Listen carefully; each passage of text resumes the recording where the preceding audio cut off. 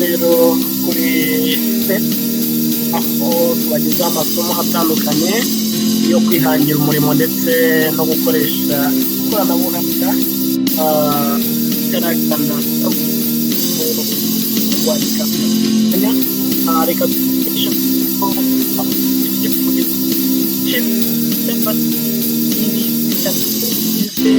mudasobwa cyangwa se computer muri aka kanya rero ntucike reka dufite byo kugezaho ibyo bice bitatu twabiteguriye uyu munsi isomo ryacu uyu munsi muri ahantu hatandukanye mu gukurikira ntabwo twabarengeje ingohe ahubwo turabasuhuza cyane aho muri mutandukanye kandi twizera neza ko gukurikira ibiganiro byacu reka rero gatoya tuze tubagezaho ibyo bice bitatu computer aho uri hose rero komeza kuvuga neza gukurikira Set Rwanda. Igice cya mbere rero kigize computer cyangwa se mudasobwa nicyo twita hardware. Icyo gice ni igice gifatika tubona n'amaso yacu ndetse tukaba twabasha kugikoraho. Urugero, niba ufite telefone mu ntoki cyangwa se laptop, bino bintu tubasha gukoraho ibyo nibyo bita hardware. Ibyo wari ufite tuzaza tukugira n'ibindi bice bigize hardware. Icyo usabwa ni ugukomeza kuba ku murongo wacu wase ukaba no gutangira kugezaho cya kabiri nyuma igice cyitwa cya mbere cyitwa hardware. Twibutsa ko kandi aho uri hose hatandukanye ushobora gukurikira amasomo yacu aho waba uherereye aho ariho hose. N'ucyo ukeneye kutwandikira rero watwandikira muri comment, hanyuma tukabasha kugutegurira irindi somo wumva ukeneye kumenya ubutaha.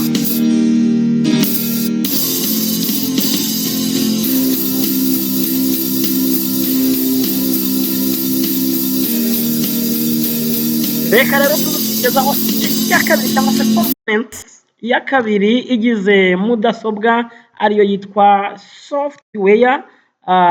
Iyo software rero yo ni iki nayo reka tuyikubwire. Igice nacyo cy'ingenzi cyane kigize mudasobwa ni ikintu cy'ingenzi cyane. Wowe ufite telefone aho ngaho wari uzi ko buri application ari igice cyitwa software cyangwa se na application ku matelefone, ariko kuri computer cyitwa software. Rero iki gice nacyo ni igice cy'ingenzi cyane kuko udashobora kugira, ni igice kidashobora kubonesha n'amaso, gituma dukora ugomba gukora ukagera ku ntego ukwiriye gukora.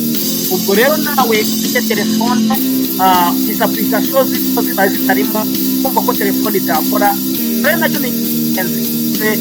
Mudasobwa kiramutse kibuze ntabwo mudasobwa yawe yakora, yaba telefone cyangwa se laptop cyangwa se desktop. Nabwo rero tuzabasobanurira byinshi ku bijyanye nabyo igice kitagaragara. Wowe rero ukomeje kuri ahantu hatandukanye, ukomeza ubumenyi bwacu tunyuza kuri televiziyo yacu kugira ngo ubashe kuvuga neza aho uri hose hatandukanye. Reka rero tubwire ko kandi hari igice cya gatatu nacyo kigize mudasobwa kiramutse kibuze nawe igice cya gatatu rero cyitwa liveware. Igice cya gatatu cyitwa liveware, wari ukize? Ingenzi rero aho uri hose hatandukanye turagusuhuje. Wowe ukumva uri mu bihugu byo hanze, wowe uri mu Rwanda, mu majyaruguru, mu majyepfo, iburengera bwaryo ndetse n'iburasira bwaryo turagusuhuje. Wowe uri hano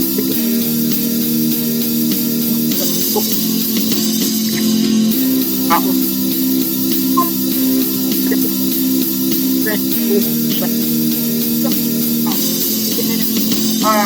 ikoranabuhanga aho rero wamaze gufatira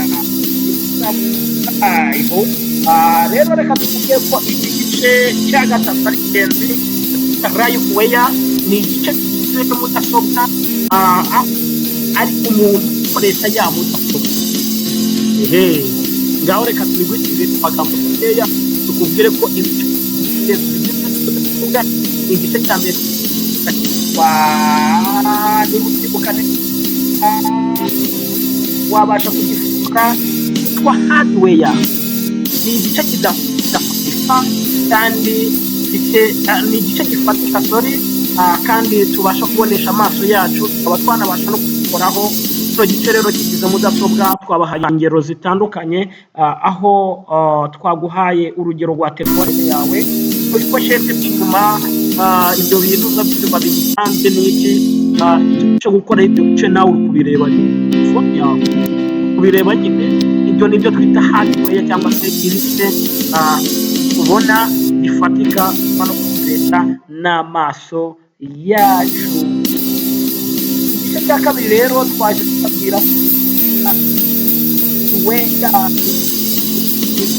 nacyo ni igice cy'ingenzi cyane kigize mudasobwa udashobora kurekesha amaso, kuko harimo amaporogaramu yitwa software, hariho ama application mu matelefone yacu.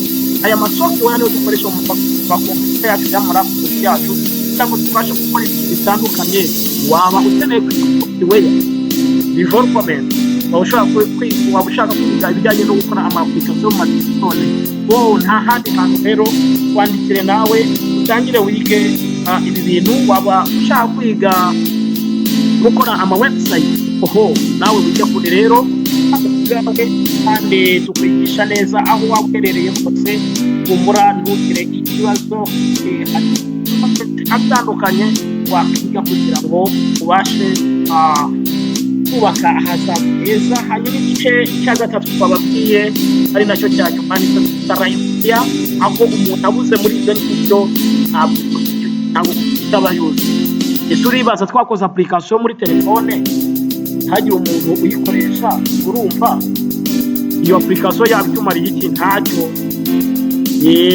Umuntu rero aba ahari kugira ngo akoreshe ibyo bice twababwiye kugira ngo tubashe gukoresha ikoranabuhanga neza.